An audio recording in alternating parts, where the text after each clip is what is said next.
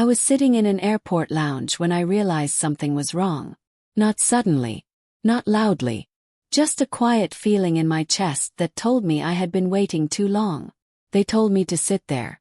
They said, "Stay in the airport lounge, Grandma. We'll be right back." So I believed them. Before the story continues, please subscribe to this channel and tell me in the comments where you're watching from. Your support truly means everything. The airport was busy, but the lounge felt calm. Softer lights, quiet voices, comfortable chairs that made you think waiting wouldn't be hard. I remember thinking it was a good place to sit. If ordinary. I didn't know then how long I would stay. We had arrived early that morning. My son said it was better that way. Less stress, he told me. I trusted him. I always had. I followed them through the terminal as best I could, my steps slower than theirs, my hand holding my small bag tightly. When they stopped near the lounge, my daughter-in-law pointed toward an empty chair.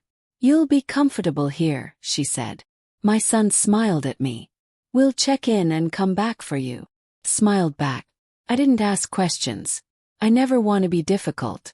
I sat down carefully, smoothing my coat over my knees, placing my bag at my feet. I watched them walk away, disappearing into the crowd. I expected them to turn back once, maybe wave. They didn't. I told myself it didn't mean anything. First, waiting felt normal. I looked around the lounge. A woman across from me was scrolling on her phone. A man nearby read a newspaper, turning the pages slowly. Someone laughed softly. Life continued, calm and steady. Checked the clock. 10 minutes. I didn't mind. Waiting has been part of my life for as long as I can remember. Waiting for the children to come home. Waiting for appointments. Waiting for answers. I told myself this was no different. 20 minutes. I adjusted my scarf and shifted in my seat. My back ached slightly, but I ignored it.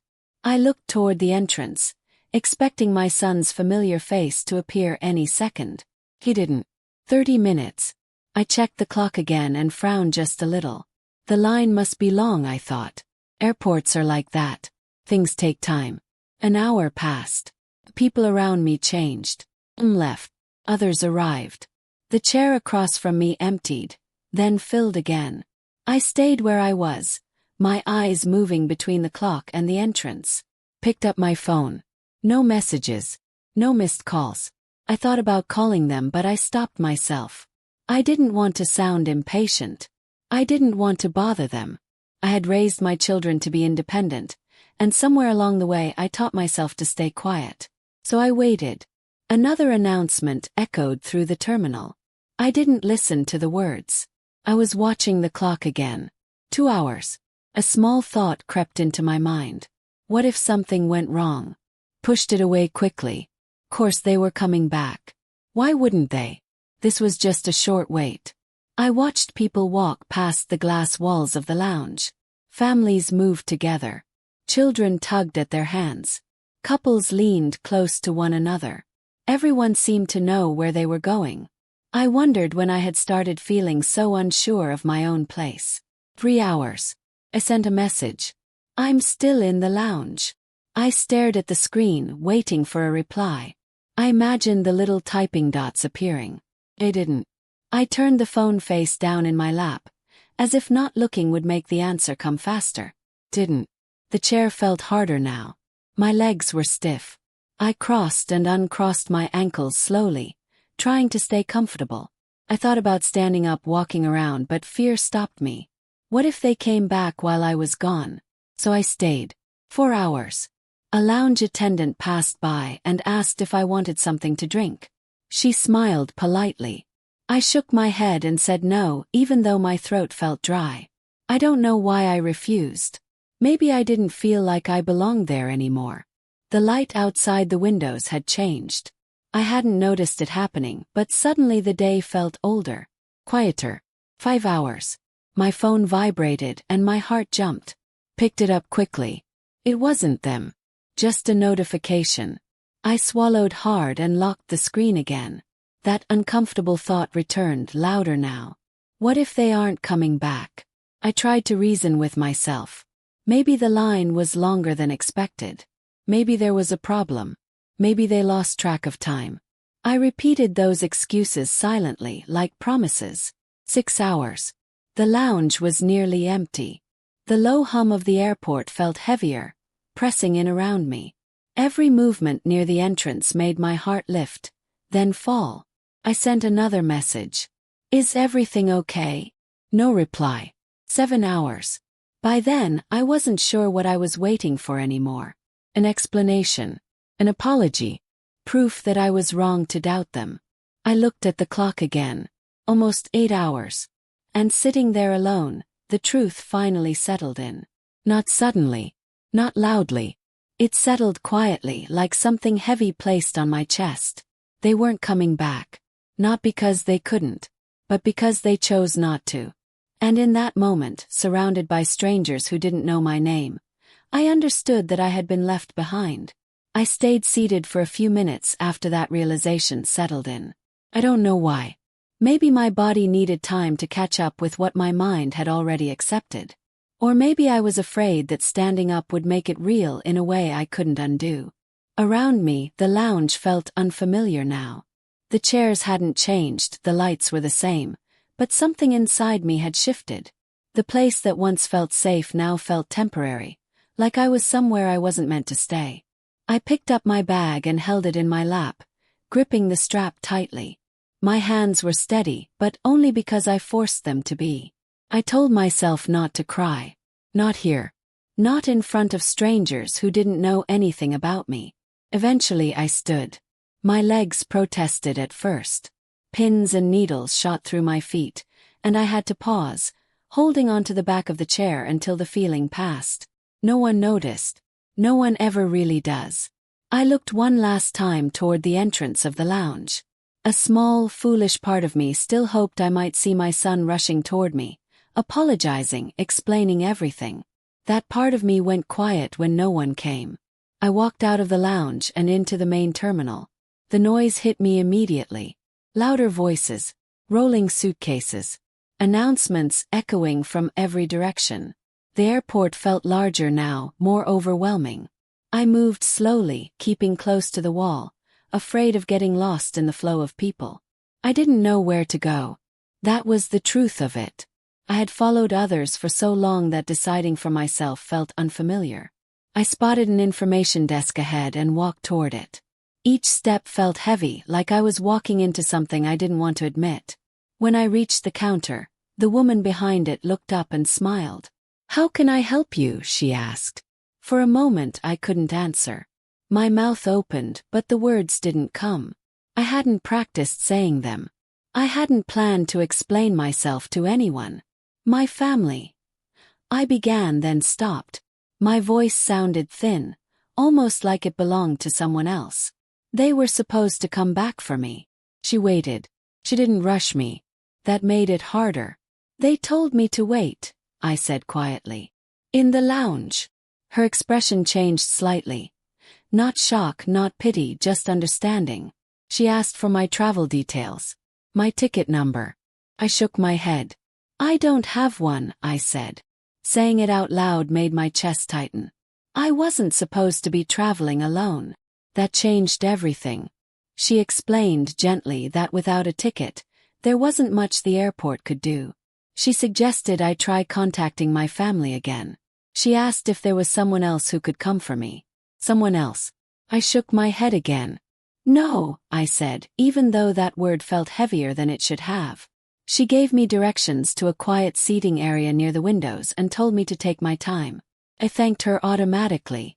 Gratitude has always come easily to me, even when there's nothing to be grateful for. I walked away from the desk feeling smaller than before. Asking for help hadn't fixed anything. It had only made the situation clearer. I sat down near a large window overlooking the runway. The sky outside had darkened, and the lights along the ground blinked steadily. Planes moved in the distance, lifting into the air, carrying people to places they were expected to. I wondered where my son was now. I asked if he was already on the plane. I wondered if he had thought about me at all. That question hurt more than the rest. I rested my bag beside me and folded my hands together. My stomach growled softly, reminding me that I hadn't eaten all day. The sound embarrassed me, even though no one else could hear it. I stood again and followed the signs to a small cafe. The smell of food made me feel lightheaded. I ordered soup because it felt safe, something warm and easy. I carried the tray carefully, afraid of spilling it, and sat at a corner table. Around me, people talked about vacations and delays. Someone laughed loudly. Someone complained on the phone. Life went on unchanged. I stared at the soup for a moment before taking the first sip. The warmth surprised me. I hadn't realized how cold I felt until then. I ate slowly, forcing myself to finish even though my appetite was gone. Strength, I told myself. You need strength. Afterward, I went to the restroom and looked at myself in the mirror. The woman staring back looked tired. Older than I remembered. But there was something else there too, a kind of quiet endurance. I straightened my coat and smoothed my hair. "I'm still here," I whispered, just loud enough for myself to hear. I walked back into the terminal with no clear plan, only the knowledge that I couldn't go back to waiting. I sat again near the window, watching the lights outside, listening to the steady rhythm of the airport. Time moved strangely then. I wasn't counting hours anymore. I was counting breaths, in and out, slow and steady. I took my phone out again and scrolled through my contacts. Names passed by. People I hadn't spoken to in years, numbers I wasn't sure still worked. I stopped on one name, then kept going. I didn't want to explain. I didn't want to inconvenience anyone. Put the phone away. That was when I noticed him. He wasn't staring. He wasn't hovering. He was sitting a few seats away, reading something on his phone, dressed simply, as if he traveled often. I wouldn't have noticed him at all if he hadn't looked up at that exact moment. Our eyes met briefly. I looked away first, embarrassed for reasons I couldn't explain. A few seconds passed. Then I felt a presence beside me, not too close, just close enough to be noticed. "Excuse me," a voice said, calm and gentle. "Are you all right?" I hesitated. Every instinct told me to say yes, to smile and brush it off. That's what I've always done. But something in his tone stopped me. I looked up at him, really looked this time. There was no urgency in his face. No judgment. Just a concern. I began, then paused. My voice caught unexpectedly. "I've been here all day," I said finally. He nodded slowly, as if that told him everything he needed to know. And for the first time since morning I felt seen. For a moment I didn't answer him. Not because I didn't hear the question, but because I wasn't used to being asked it anymore. "Are you all right?" It sounded simple, but it carried a weight I hadn't realized I was holding. "I'm fine," I said automatically. The words came out before I could stop them. He didn't argue. He didn't smile in the polite way people do when they don't believe you. He simply nodded and stayed where he was, not rushing away, not pushing closer. "That's good," he said. "I just wanted to make sure." He turned slightly as if to leave, and something inside me shifted. I surprised myself by speaking again. "I wasn't supposed to be here this long," I said quietly. He paused. "I was told to wait," I continued, my eyes fixed on the window. "They said they'd come back." He sat down slowly on the seat beside me, leaving a respectful distance. He didn't interrupt. He didn't fill the silence with advice. He let me speak at my own pace, something very few people had done for me in a long time. I hesitated, then let the truth come out. "I think they left without me." He took a breath, not sharply, just enough to show he had heard. "I'm sorry," he said. "That shouldn't have happened to you." Those words did something unexpected. My chest tightened, and for a moment I couldn't speak. Not because I was crying, but because no one had acknowledged it so plainly. No excuses. No explanations. Just recognition. We sat in silence for a bit. The airport noise moved around us, but it felt distant now, like we were in our own quiet space. "My name is Daniel," he said after a while. "If you don't mind me asking, do you have somewhere to go tonight?" I shook my head slowly. Saying it out loud felt strange. No, I said. I thought I did. He nodded again, thoughtful, careful. All right, he said. Let's take this one step at a time. There was no drama in his voice. No promise to fix everything. Just steadiness. He asked if I had eaten. I told him I had soup earlier. He asked if I had my phone charged. I checked and shook my head again. He offered his charger without hesitation, placing it on the seat between us like it was nothing at all. While my phone charged, he asked where I lived. Told him. Not the exact address, just the city. He listened, asked gentle questions, never prying. I'm heading out of the airport soon, he said. I live about 20 minutes from here. If you'd like, I can help you find a safe place to stay tonight. A hotel, or even call someone for you. I looked at him, then really looked. Every warning I'd ever been taught flickered through my mind. Don't trust strangers. Don't accept help. Those lessons had kept me safe for years. But they had also left me sitting alone for 8 hours, waiting for people who didn't come back. I don't want to be a burden, I said softly. He met my eyes. You're not, he said. You're a person who needs help. There's a difference. That was the moment I felt something loosen inside me. Just a little. We stood together slowly. He didn't rush me. He walked beside me as we made our way toward the exit, matching his pace to mine without comment. Outside, the air was cool and smelled faintly of fuel and rain. His car was parked nearby. Clean. Ordinary.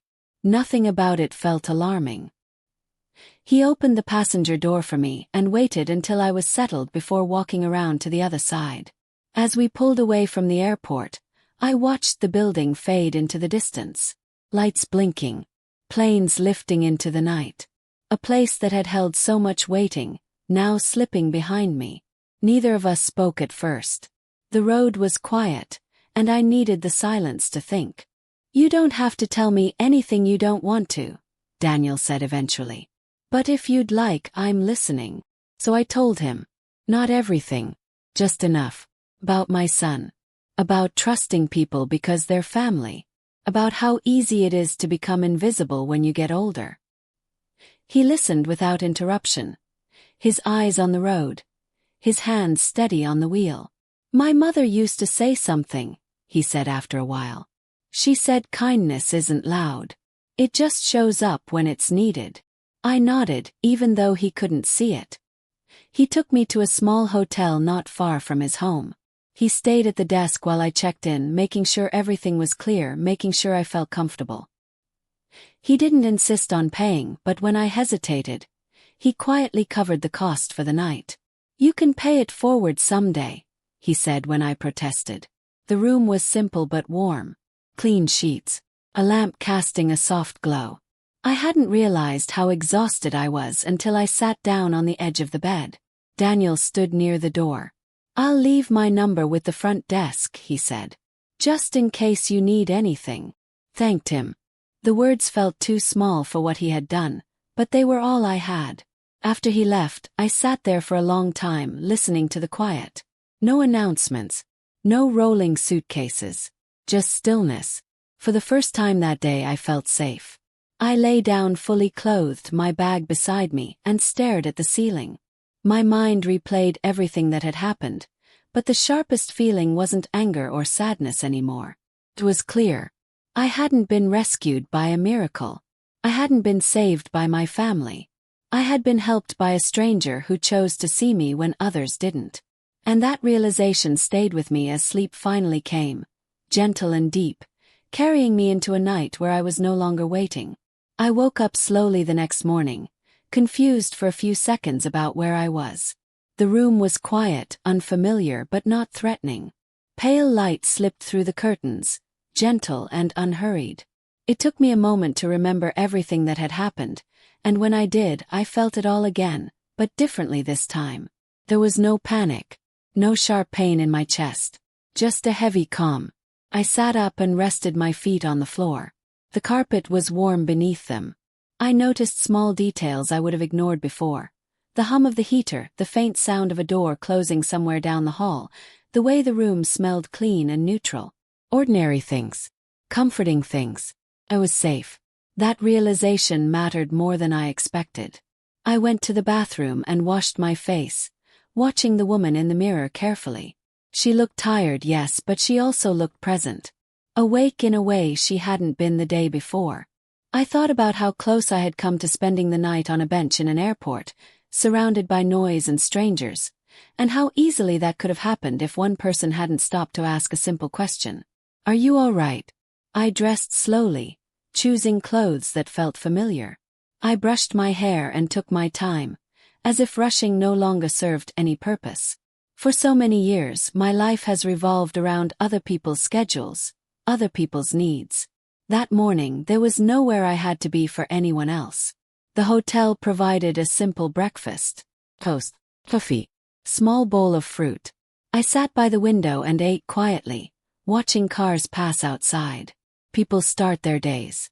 Moving forward. I wondered if my son was already at his destination. I wondered if he had slept well. The thought didn't hurt as sharply as it once would have. Simply existed. After breakfast, I returned to my room and sat on the edge of the bed with my phone in my hands. I knew this moment would come. I couldn't avoid it forever. There were messages I hadn't read yet. Calls I hadn't returned. Open my phone. There it was. A message from my son, sent late the night before. We had to rush for the flight. We'll talk later. That was it. No apology. No explanation. No acknowledgement of where I was or what I had gone through.